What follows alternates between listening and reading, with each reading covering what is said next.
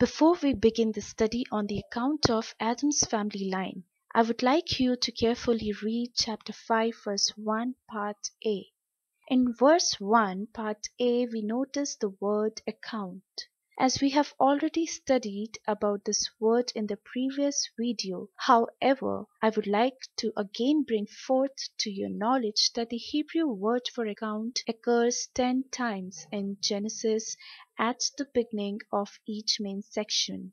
We can see that from chapter 5 verse 1 to chapter 6 verse 8 is the actual account of Adam's family line, which stands in contrast to Cain's line in chapter 4 verse 17 to 24. So I don't want you all to get confused when you find out 2 Enoch and 2 Lamech in Genesis. One in chapter 4 verse 17 to 18 and another in chapter 5 verse 21 to 31. As we read chapter 5 verse 1 part A to verse 2, we see how God made man in his own likeness. Since man is made in God's likeness, every human being is worth of honor and respect. He is neither to be cursed nor murdered.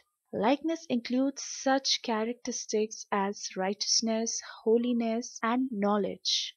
Then in chapter 5, verse 2, he created them male and female and blessed them. The word is used in Genesis 3 times to describe the central divine act of the sixth day. Alike they bear the image of God and together they share in the divine benediction that follows. Then in another part of chapter 5 verse 2 he called them man, often refers to both genders as mankind in the early chapters of Genesis. For example, you can look into Genesis chapter 3 verse 22 to 24. So as we start to know the account of Adam's family line, we will notice in verse 3 how Adam addresses his first son of this lineage. As God created man in his own perfect image and likeness, so now sinful Adam has a son in his own imperfect image and likeness. The 9 firstborns are Seth, Enosh, Kenan,